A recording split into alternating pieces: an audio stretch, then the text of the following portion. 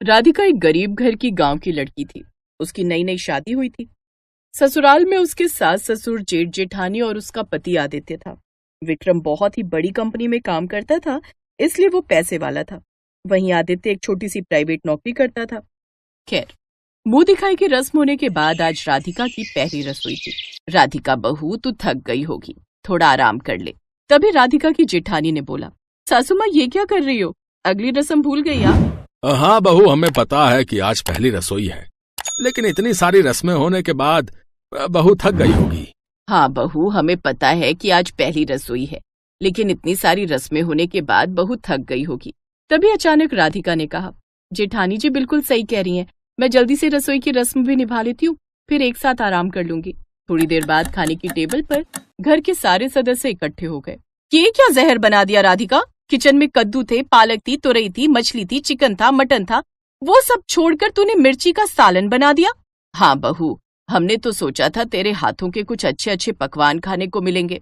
अरे रहने दीजिए सासू माँ, ये गांव की गरीब है, इसे इससे ज्यादा कुछ आता भी नहीं होगा। अरे अब जो बन गया है जल्दी से खा लेते हैं, वैसे भी हम बहुत थक चुके हैं। राधिका की जेठानी ने उसे बहुत ताने मारे, लेकिन वो बेचारी गांव की सीधी सादी लड़की थी, इसीलिए वो कुछ नहीं बोली। सुबह उठते ही राधिका ने जल्दी जल्दी सभी के लिए चाय नाश्ता बना दिया। इतनी जल्दी चाय तो हमें आज पहली बार मिली है। बिल्कुल सही कहा आपने, वरना हर रोज 10-11 बजे के पहले तो हमें कभी चाय मिली ही नहीं। राधिका की तारीफ सुनकर उसकी जेठानी को उससे जलन हो रही थी। ऐसे ही दिन बीतते गए। राधिका अपने सास ससुर का हर काम बिना कहे कर देती थी। उसके सास ससुर हमेशा उसकी तारीफ किया करते थे। उसकी जेठानी को उससे बहुत जलन होने लगी। फिर एक दिन इस राधिका की बच्ची की कुछ ज्यादा ही तारीफ हो रही है। उसकी जेठानी ने अपने खुद के गहने चुपके से राधिका की अलमारी में छुपा दिए और अपने कमरे में आकर सो गई। अगली सुबह उसने हंगामा खड़ा कर दिया, मेरे लाखों के गहने चोरी हो गए, पता नहीं कौन चोर है। अरे इतना हाइपर होने की जरूरत नहीं है, थोड़ा कूल हो जाओ। घर का दरवाजा तो बंद था, तो तुम्हारे गहने आखिर गए कहाँ? मुझे इस पूरे घर की तलाशी लेनी होगी। उसकी जेठानी जानबूझकर पहले तो अपने कमरे में ही तलाशी लेने लगी, उसके बाद अपने सास ससुर के कमरे में, और सबसे आखिर में उसने राधिका के कमरे की तलाशी ली। उसने जैसी अलमारी खोली, सारे गहने राधिका की अलमारी में ही रखे थे। पूरा घर ये देखकर दंग रह गया। भाभी, मुझे नहीं पता ये गहने मेरे कमरे में कैसे आए। राधिका, हमने तो तुझे अपनी बेटी मान लिया था, लेकिन तूने ऐसी हरकत कर दी। तूने हमारे दिल के साथ खिलवाड़ किया है। इससे पहले कि कुछ गलत हो जाए, निकल जा इस घर से। मेरी बीवी से कुछ भी गलती हो सकती है, लेकिन वो इतनी बड़ी चोरी नहीं कर सकती। अगर राधिका इस घर से जाएगी तो मैं भी उसके साथ जा रहा हूँ। राधिका अंदर से पूरी तरह टूट चुकी थी, लेकिन उसके पति आदित्य ने उसका साथ दिया, इसलिए वो थोड़ी मजबूत हुई। दोनों ही घर छोड़कर चले गए और गांव से कहीं दूर सन्नाटे में एक झोपड़पट्टी बनाकर रहने लगे। आदित्य ने झोपड़पट्टी के बाहर ही सब्जियों की खेती, हरी मिर्च, धनिया की खेती भी शुरू कर दी। उसके पास ज्यादा पैसे नहीं थे कि वो बहुत महंगी महंगी फसलें उगा सके। आदित्य, आपको परेशान होने की कोई जरूरत नहीं है, आप मुझ पर विश्वास करते हैं, मेरे लिए बस यही बहुत बड़ी बात है। राधिका ने हरी मिर्च का सालन बनाया, जो आदित्य को बहुत पसंद आया। राधिका, मैं घर वालों की वजह से उस दिन कुछ बोल नहीं पाया, लेकिन तुम्हारे हाथों की हरी मिर्ची का सालन ना बहुत ही स्वादिष्ट है। मैं गरीब घर की लड़की हूँ। बचपन में कई बार ऐसा हुआ कि हमारे घर में बिल्कुल पैसे नहीं होते थे, तब हम हरी मिर्च का सालन बनाकर ही खाते थे। राधिका, क्यों ना हम मिर्ची का सालन बनाकर अपनी झोपड़पट्टी के बाहर बेचें? मैं तो अब हर सुख दुख में आपका साथ दूंगी। हम कल से ही शुरू कर देते हैं, इसमें ज्यादा पैसा भी नहीं लगेगा। अब आदित्य दिन भर नौकरी करता और शाम को जब घर वापस आ जाता तो 6 से रात 10 बजे तक हरी मिर्च का सालन बेचता था। लोगों को मिर्ची का सालन बहुत पसंद भी आने लगा। ऐसे ही दोनों अपनी जिंदगी बिताने लगे और कुछ ही महीनों बाद राधिका गर्भवती हो गई। राधिका, अब तुम कोई काम नहीं करोगी। इतने महीनों में मैं भी हरी मिर्ची का सालन बनाना सीख गया हूँ, तो सारा काम मैं कर लूंगा। वहीं दूसरी तरफ राधिका की जेठानी भी गर्भवती हो गई। एक रात उसने अपने पति विक्रम से कहा, विक्रम, इस घर को सिर्फ तुम ही अकेले चलाते हो। अब हमारी संतान भी आने वाली है, उसकी पढ़ाई लिखाई का, कपड़ों का, खाने पीने का खर्चा भी बढ़ जाएगा। तुम्हारे पिताजी तो कुछ करते नहीं है, इतना सब कुछ आप अकेले कैसे संभालेंगे? मैं भी तुमसे कई महीनों से ये बात कहना चाह रहा था, लेकिन मुझे लगा कि तुम मुझे ही गलत समझ बैठोगी। मैं कल ही माँ बाप से बात करता हूँ। अगले दिन, माँ, पिताजी, हमारे घर एक नई संतान आने वाली है। इस घर में कमाने वाला सिर्फ मैं ही हूँ। मैं अब आप लोगों की जिम्मेदारी नहीं उठा सकता। आप लोग जो है अपना कहीं और देख लीजिए। उनके माँ बाप को उसकी बातों का पहले तो यकीन ही नहीं हुआ, लेकिन सच्चाई का सामना तो करना ही था। दोनों ने अपने बेटे को कुछ नहीं कहा और अपना सामान लेकर घर के बाहर निकल गए। उसकी सास की आंखों में आंसू थे। जब ये दोनों मिलकर हमें घर से बाहर निकाल सकते हैं तो अब मुझे पक्का यकीन हो गया है कि राधिका बेटी के साथ भी इन दोनों ने ही कुछ किया होगा। वो बेचारी चोरी कर ही नहीं सकती। हम भी उनकी बातों में आ गए। अब तो हम अपने छोटे बेटे के घर भी नहीं जा सकते। तुमने बिल्कुल सही कहा। मेरा दिल भी ये मानने को तैयार नहीं था कि राधिका बिटिया चोरी कर सकती है। हम उनके घर बिल्कुल नहीं जा सकते, और वैसे भी वो कहाँ हैं हमें नहीं पता। अब हमें ही एक दूसरे का सहारा बनना पड़ेगा। दोनों पति पत्नी चलते चलते बहुत दूर निकल गए। पता नहीं हमने कौन से पाप किए थे पिछले जन्म में जिसकी सजा हमें मिल रही है। हमने अपनी इतनी संस्कारी बहू को घर से निकाल दिया। शायद हमें इसी पाप की सजा मिल रही है। खैर रात हो गई है, यहीं फुटपाथ पर हमें रात बितानी पड़ेगी। दोनों उस रात बिना खाए पिए फुटपाथ पर ही सो गए। लगभग 1 हफ्ते भूखे रहने के बाद दोनों ही अचानक बीमार पड़ गए। फिर एक रोज जब आदित्य अपने काम से शाम को लौट रहा था, तभी उसने रास्ते में अपने माता पिता को बीमार हालत में फुटपाथ पर लेटा हुआ पाया। वो भागकर अपने माता पिता के पास गया। अरे माँ, बाबूजी, आप लोग यहाँ क्या कर रहे हैं? और ये क्या हालत बना रखी है आप दोनों ने? उसके पिता ने सारी बात अपने बेटे को बता दी। जरूर भाभी ने ही भैया के कान भरे होंगे। उन्होंने ही राधिका को गलत इल्जाम में फंसाया था। मैं उन्हें नहीं छोड़ूंगा। नहीं बेटा, हम दोनों ने ही तुम दोनों को घर से बाहर निकाल दिया था, और शायद हमें इसी बात की सजा मिल रही है। हमें हमारे हालात पर छोड़ दो, और शायद यही हमारी सजा है। माँ, फालतू की बातें बंद कीजिए और चुपचाप मेरे साथ चलिए। मैं इतना नालायक बेटा नहीं हूँ। भले ही कम कमाता हूँ, पर दिल है मेरे पास। आदित्य अपने माँ बाप को लेकर अपनी झोपड़पट्टी में चला गया। अगले दिन आदित्य गुस्से में जबरदस्ती एक वकील को लेकर राधिका और अपने माँ बाप के साथ अपने असली घर पहुंचा। राधिका के जेठ जेठानी ये देखकर दंग रह गए। आगे फाड़ कर देखना बंद करो। तुम जैसी नालायक औलाद से तो बे औलाद रहना ठीक है। ये घर अभी तक तुम्हारे पिता के नाम है, और तुम दोनों ने ही उन्हें घर से निकाल दिया। और बात करते हो कि हम सब एक हैं। देश के नाम पर कलंक हो तुम। अगर मैं कोर्ट तक पहुंच गया ना, तो तुम्हारे पास ना घर बचेगा ना नौकरी। हमें माफ कर दीजिए। मैंने जो कुछ भी किया वो अपनी बीवी के बहकावे में आकर किया। सब मेरी वजह से हुआ है। उस दिन मैंने ही अपने गहने राधिका की अलमारी में रखे थे, क्योंकि आप लोग सिर्फ उसी की तारीफ करते थे। पर आपके जाने के बाद गांव का कोई इंसान हमारी तरफ देखता तक नहीं था। सब हमसे नफरत करने लगे। बुजुर्गों का साया बहुत जरूरी होता है, ये अब हमें पता चला। अब हम सब मिलकर एक साथ रहेंगे। हो सके तो हमें माफ कर देना। हम इतने छोटे दिल के नहीं कि अपने बहू बेटे को माफ न करें। राधिका बिटिया, इसी खुशी में हम सभी के लिए, खास तौर पर वकील साहब के लिए, अपने हाथों से हरी मिर्च का सालन बना दे। कुछ ही महीनों बाद राधिका ने एक बेटी को और जेठानी ने एक बेटे को जन्म दिया, और सब खुशी खुशी रहने लगे।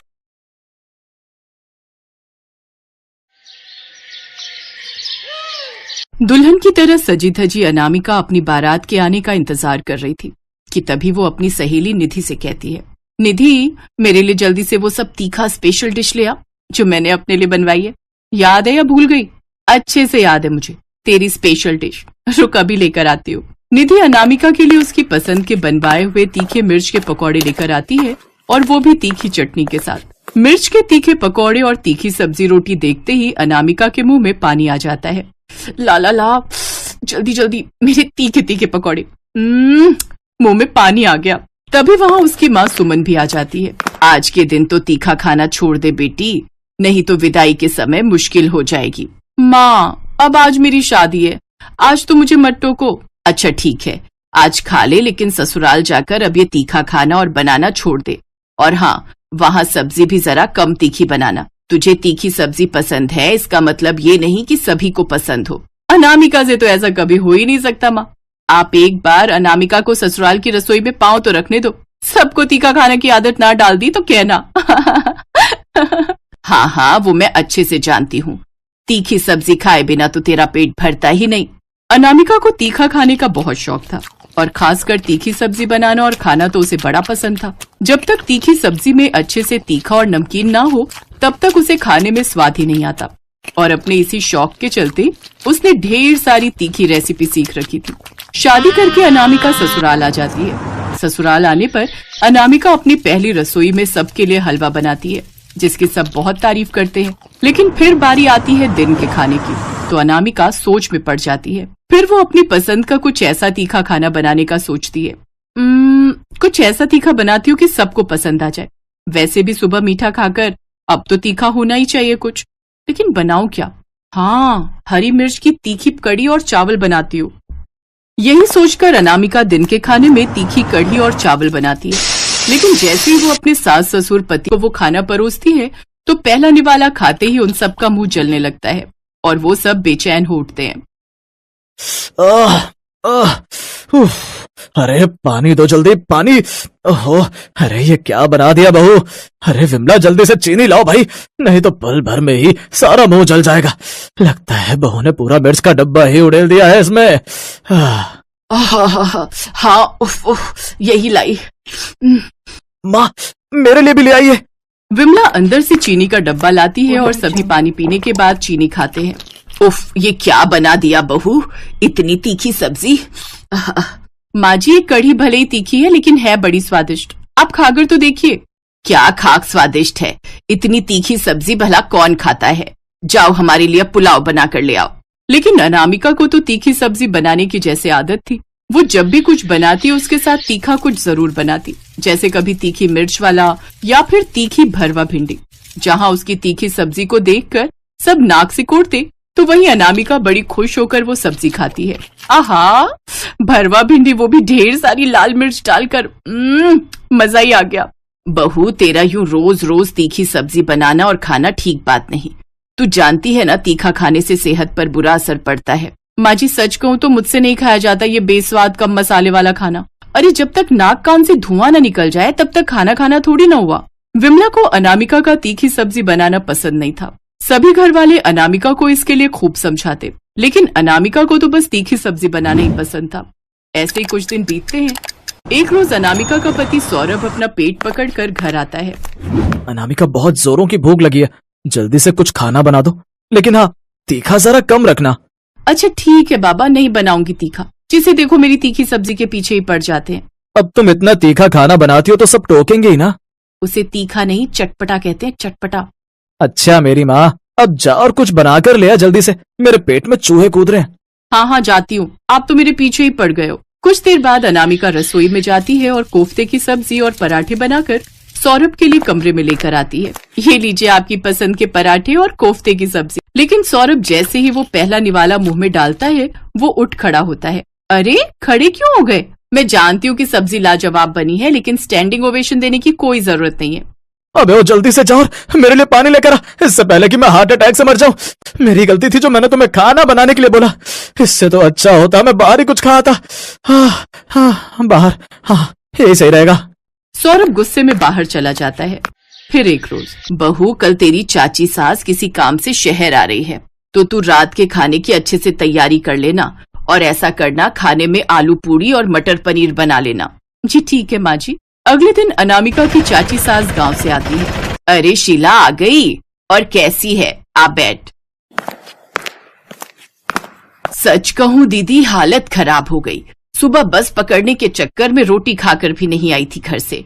ऊपर से मुआ बस वाला कहीं बस रोकने को तैयार ही नहीं था। बस में खाली पेट बैठे बैठे तो जैसे अंतड़ियां ही मड़कने लगी थी। अब तो ऐसा लग रहा था कब मैं यहाँ पहुँचूं और नई बहू के हाथ का कुछ खाऊं। हाँ शीला, तू हाथ पैर धो ले, तब तक मैं बहू को बोलती हूँ खाना लगाने के लिए। कुछ देर बाद अनामिका टेबल पर सबके लिए खाना लगाती है, लेकिन जैसे ही चाची सास खाने का पहला निवाला मुंह में डालती है तो उसके कान खड़े हो जाते हैं, आंखें पूरी तरह लाल हो जाती हैं। हटा अपनी ये सब्जी पूरी। अरे ये सब्जी पूरी है या मिर्च पूरी? ऐसा लग रहा है जैसे इसने सब्जी तेल में नहीं बल्कि मिर्च में छौंकी है। अब कोई मुझे जल्दी से कुछ मीठा ला कर दो, नहीं तो मेरी तो जान चली जाएगी। अच्छा तू रुक, मैं अभी तेरे लिए फ्रिज में रखे रसगुल्ले लेकर आती हूँ। विमला शीला के लिए रसगुल्ले लेकर आती है, जिसे खाकर उसकी जान में जान आती है। माफ करना चाची जी, लेकिन मुझे नहीं पता था कि आपको तीखा खाने से इतनी दिक्कत हो जाएगी। बहू, ये तीखी सब्जी तो मेरे लिए जहर समान है, और दीदी आप तो जानती हैं ना मुझे तीखे खाने से एलर्जी है। फिर आपको तो अपनी बहू को बताना चाहिए था ना। नहीं चाची जी, इसमें माँ जी की कोई गलती नहीं है। उन्होंने तो मुझे समझाया था, लेकिन मैं ही ध्यान रखना भूल गई।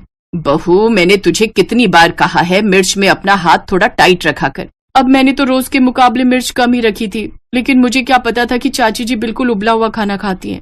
खैर कोई बात नहीं, मैं आप लोगों के लिए फिर से कम मिर्च वाला खाना बना देती हूँ। बहू, तू तो रहने ही दे, हम बाहर से ही कुछ ऑर्डर कर लेंगे। कम से कम तेरे खाने से तो कम मिर्च मसाले वाला होगा बाहर का खाना। कुछ दिन बाद अचानक से अनामिका के पेट में तेज दर्द उठता है। उसे सांस लेने में काफी दिक्कत होती है। माँ जी, पेट में बहुत जलन हो रही है, सांस लेने में भी दिक्कत हो रही है, मुझे जल्दी से डॉक्टर के पास ले चलिए। वो सभी उसे जल्दी से डॉक्टर के पास ले जाते हैं, जहाँ उसका चेकअप करने के बाद डॉक्टर कहता है, देखिए, ज्यादा मिर्च खाने की वजह से इनकी आंतों में दिक्कत हो गई है। अगर इन्होंने अभी भी खाने पर कंट्रोल नहीं किया तो हमें इनका ऑपरेशन करना पड़ेगा। नहीं डॉक्टर साहब, मुझे ऑपरेशन नहीं करवाना। हमने कहा था अनामिका, तुम्हारी ये तीखी सब्जी एक दिन तुम्हें मुसीबत में डाल देगी, लेकिन तुमने हमारी बात नहीं सुनी। मुझे माफ कर दो माँ जी, अब से मैं ये गलती कभी नहीं करूंगी। मैं आज से ज्यादा तीखी वाली सब्जी खाना छोड़ दूंगी। अब से मैं कम तीखी सब्जी बनाऊंगी, लेकिन अपना ऑपरेशन नहीं करवाऊंगी। फिर अनामिका ने तीखा खाना छोड़ दिया। अब वो हिसाब से ही नमक मिर्च सब्जी में डालने लगी, जिससे अब उसके साथ साथ घर वालों की तबीयत भी ठीक रहने लगी।